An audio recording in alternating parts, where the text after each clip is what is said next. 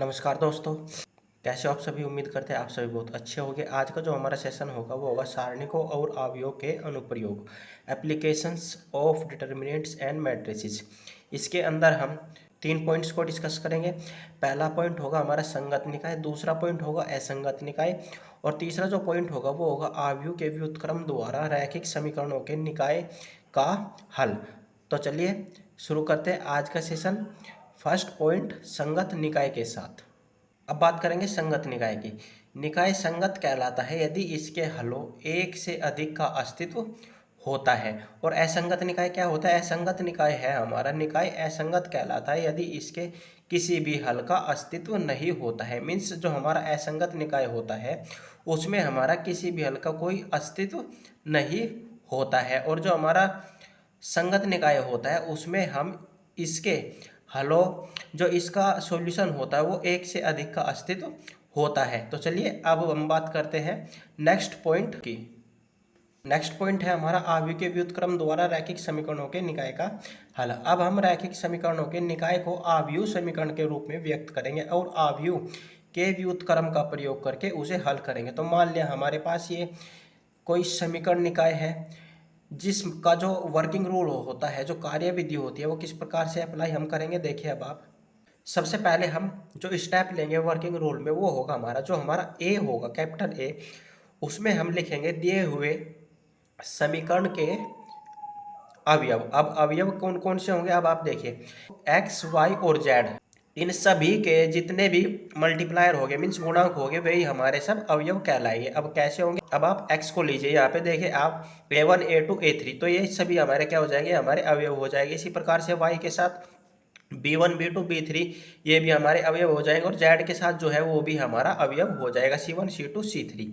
और जो capital x होगा वो होगा हमारा चर से रिलेटेड। चर कौन सा होगा? x y z, ये सभी हमारा चर के अंतर्गत आ जाएगा। और जो हमारा कैपिटल बी होगा, बी होगा हमारा d1 d2 d3 है, सभी हमारा बी के अंदर लिखा जाएगा। और जो सेकंड स्टेप होगा हमारा वो होगा ए एक्स इक्वस टू बी हमको यूज करना होगा। अब कैपिटल ए जो है हमारे पास वो हमारे पास ये है वैल्यू, इसको हम यहाँ पे पुट कर देंगे इनटू कैपिटल एक्स जो है हमारा वो है हमारा चर।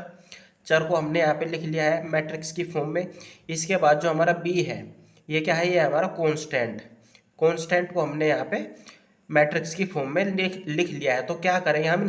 इन तीनों ए एक्स और बी इन सभी को हमको मैट्रिक्स की फॉर्म में यूज करना है। अब हम इसको यूज कैसे करेंगे, अप्लाई कैसे करेंगे? कुछ कंडीशंस है, 2 कंडीशंस हम यहाँ पे पहले डिस्कस करेंगे, उसके बाद कुछ एग्जाम्पल सोल्व करेंगे। फर्स्ट जो हमारा कंडीशन होगा वो होगा यदि ए एक व्युत्क्रमणीय अवयव तब उसके व्युत्क्रम का अस्तित्व है। A X equals to B, X equals to आ जाएगा ए इनवर्स बी। यह है अवयव समीकरण दिए गए समीकरण निकाय का अद्वितीय हल प्रदान करता है क्योंकि एक अवयव का व्युत्क्रम अद्वितीय होता है। समीकरणों के निकाय के हल करने की यह विधि अवयव विधि कहलाती है। और जो कंडीशन 2 होता है वो है यदि a एक अव्युत्क्रमणीय अवयव है तो mod of a equals to 0 होता है। इस स्थिति में adjoint of a into B ज्ञात करते हैं। यदि adjoint of a into B is not equals to 0 शून्य अवयव है तब कोई हल नहीं होता है और समीकरण निकाय असंगत कहलाती है। यदि adjoint of a into B equals to 0 तब निकाय संगत या असंगत होगी क्योंकि निकाय के अनंत हल होंगे या कोई भी हल नहीं होगा। तो चलिए अब हम समझते हैं इसको कुछ एग्जाम्पल्स के द्वारा। एग्जाम्पल हमको यहाँ पे दे दिया गया है जिसमें कहा गया है निम्नलिखित समीकरण निकाय को हल कीजिए। 2 समीकरण हमको यहाँ पे दिए गए 2x plus 5y equals to 1, 3x plus 2y equals to 7। हमारा जो वर्किंग रूल का प्रोसेस होता है वही हम यहाँ पे फॉलो करेंगे। हमारा सबसे फर्स्ट जो स्टेप होता है वो होता है capital A X equals to capital B. This implies that, यहाँ से हम क्या ज्ञात करते हैं? यहाँ से हम x equals to A inverse B का हम फॉर्म तैयार करते हैं।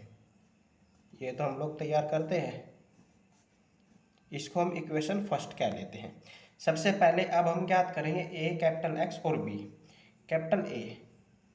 कैपिटल ए हमारे पास हो जाएगा 2 3 5 2 और कैपिटल एक्स इक्वल्स टू हो जाएगा हमारे पास एक्स वाई और बी इक्वल्स टू आ जाएगा हमारे पास 1 7।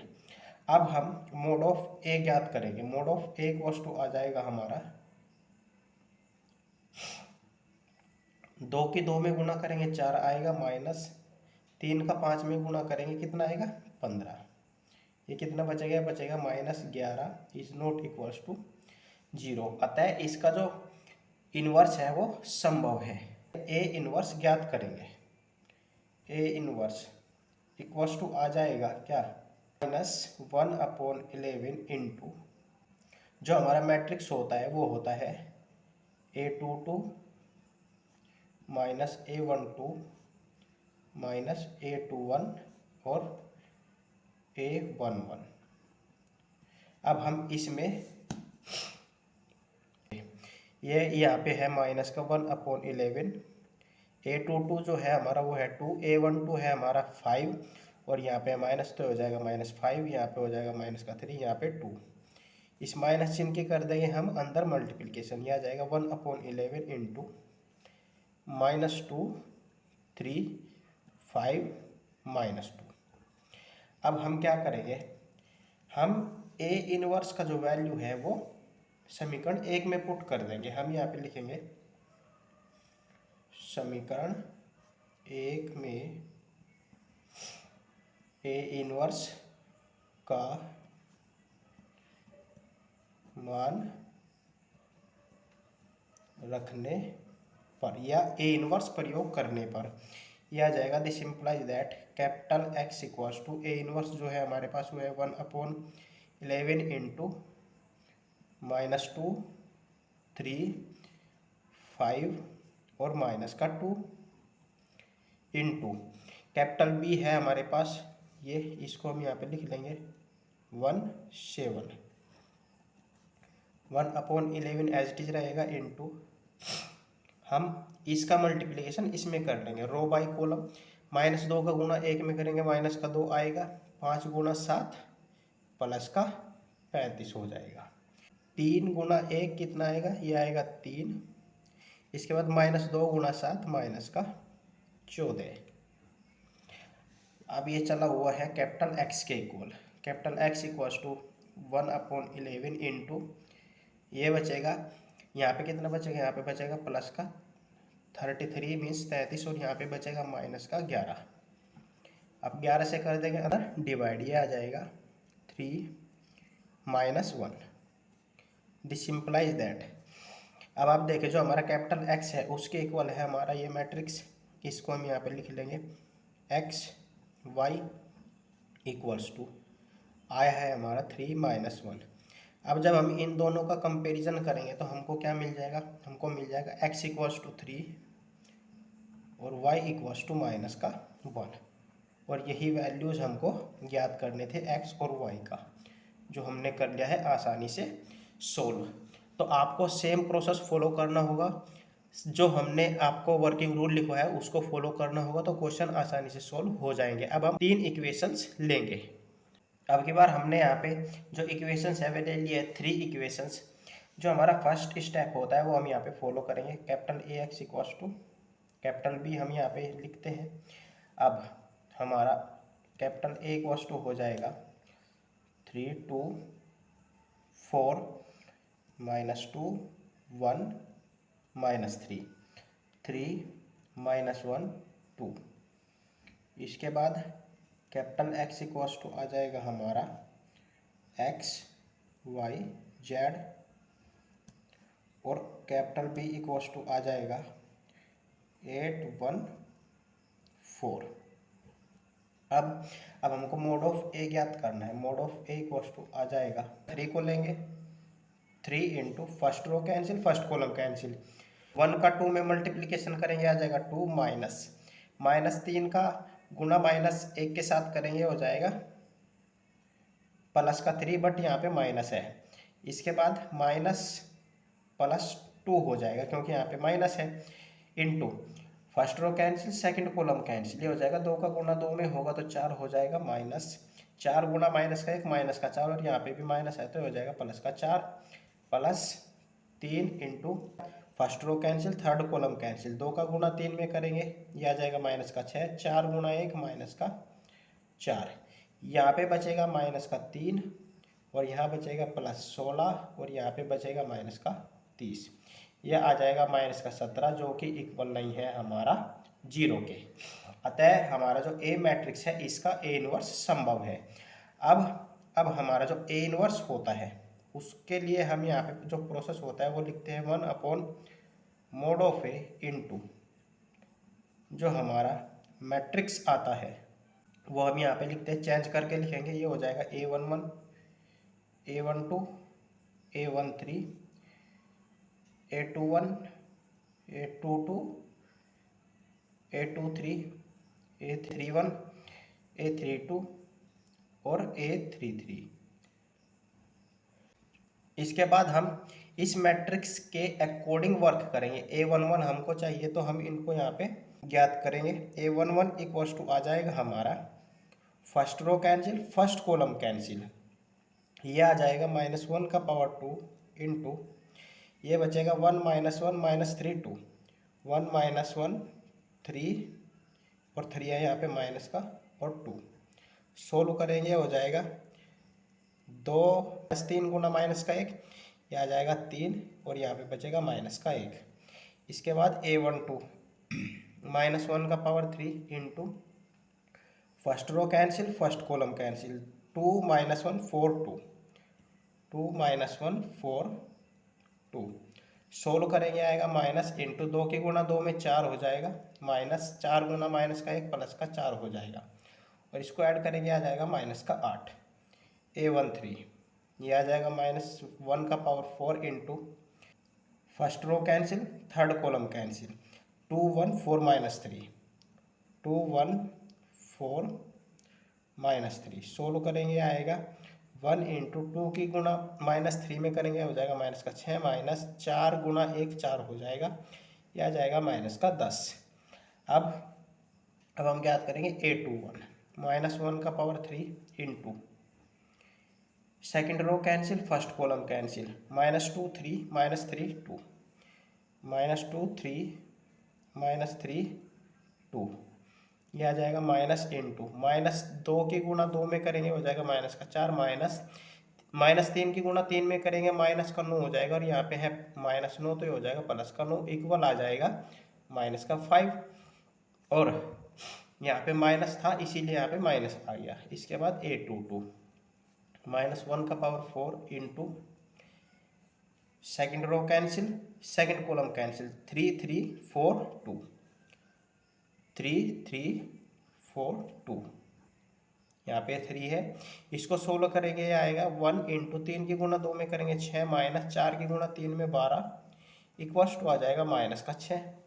A23 इक्वल हो जाएगा -1 का power 5 into second row cancel, third column cancel, 3 - 2 4 -3 3 - 2 4 -3, ये हो जाएगा माइनस इंटू 3 गुना माइनस का 3 माइनस का 9 माइनस 4 गुना माइनस का 2 माइनस का 8 हो जाएगा और यहाँ पे है माइनस तो हो जाएगा +8।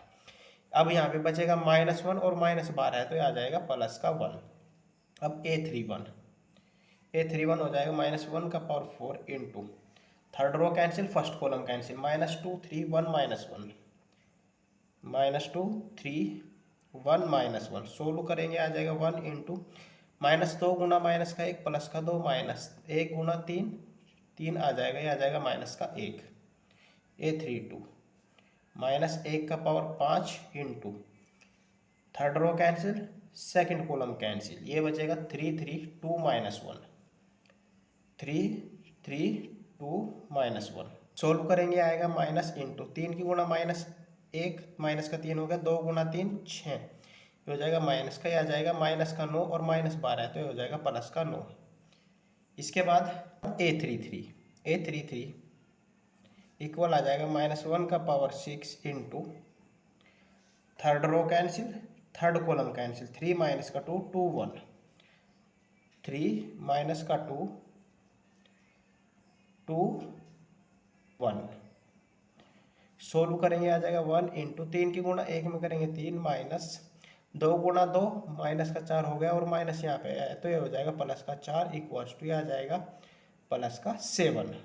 इन सभी को इस मैट्रिक्स में पुट कर देंगे तो हमको मिल जाएगा A inverse. This implies that A inverse equals to आ जाएगा 1/mod ऑफ ए जो है हमारा वो है -17 इंटू, इन सभी को पुट करेंगे, ये हमारे पास बन जाएगा -1 -8 -10। A22 है हमारे पास -6 और A23 है हमारे पास 1, A31 है हमारे पास -1, A32 है हमारे पास 9 और A33 है हमारे पास 7। अब आप देखिए हमारा ये कंडीशन फर्स्ट स्टेप है, तो हम क्या करेंगे, दिस इंप्लाई दैट, यहाँ से हम क्या कर सकते हैं, capital X equals to A inverse B कर सकते हैं। This imply that capital X क्या है हमारे पास, कैपिटल X है हमारे पास X Y Z equals to A inverse है हमारे पास ये। माइनस चिन्ह का क्या करेंगे, माइनस चिन्ह का हम अभी अंदर मल्टीप्लिकेशन नहीं करेंगे, तो इसको हम एज इट इज रखेंगे, माइनस का 1/17 into matrix as it is लिखेंगे, -1 -8 माइनस का 10 -5 -6 1 -1 9 7 इंटू कैपिटल बी जो है उसको हम यहाँ पे लिख लेंगे 8 1 4, और ये हमारा अलग है। अब इसको हम मल्टीप्लिकेशन कर लेंगे, माइनस का 1/17 as it is into row by column, -1 का गुणा 8 में माइनस का 8, -5 गुणा माइनस का 1 माइनस का 5, -1 गुणा 4 माइनस का 4, -8 गुणा 8 ये आ जाएगा माइनस का 64, -6 गुणा 1 माइनस का 6, इसके बाद 9 गुणा 4 ये आ जाएगा प्लस का 36, -10 गुणा 8 माइनस का 80, 1 गुणा 1 प्लस का 1, 7 गुणा 4 प्लस का 28। अब इसको सोल्व करेंगे तो ये हमारे पास यहाँ पे बचेगा माइनस का 1/17 इंटू -8 -5 और माइनस का 4, ये हो जाएगा माइनस का 17, 64 और 6 ये होगा माइनस का 70 और प्लस कितना 36, यहाँ पे बच जाएगा हमारे पास माइनस का 34, माइनस का 80 प्लस 1 और प्लस 20 प्लस 28, इसको सोल्व करेंगे ये आएगा हमारे पास माइनस का 51। ये हमारे पास मैट्रिक्स बन गया है। अब दिस इंप्लाइज दैट ये हमारा चला हुआ है as it is X Y Z equals to, अब हम इस -17 से इस मैट्रिक्स में डिवाइड कर देंगे तो हमारे पास आ जाएगा 1 2 3, क्योंकि 17 को 17 से डिवाइड करेंगे 1 आएगा और माइनस माइनस प्लस हो जाएगा, 17 दूनी 34 होता है और 17 तिया 51। जब हम इन दोनों का कंपैरिजन करेंगे ये हमारे पास आ जाएगा x equals to 1 y equals to 2 और z इक्वल्स टू 3, तो ये आ गए हमारे x y और z के मान, यही हमको करने थे सोल्व। तो उम्मीद करते हैं कि हमारा जो आज का सेशन है, जो ये दो हमने एग्जाम्पल्स आपको समझाए हैं, ये आपको अच्छे से क्लियर हो गए होंगे। अगर फिर भी आपको कोई डाउट है तो आप उसको कमेंट बॉक्स में टाइप कर दीजिएगा, नेक्स्ट वीडियो में आपको उसका सॉल्यूशन मिल जाएगा। तो आज के वीडियो बस इतना ही, मिलते हैं नेक्स्ट वीडियो में, टिल देन टेक केयर।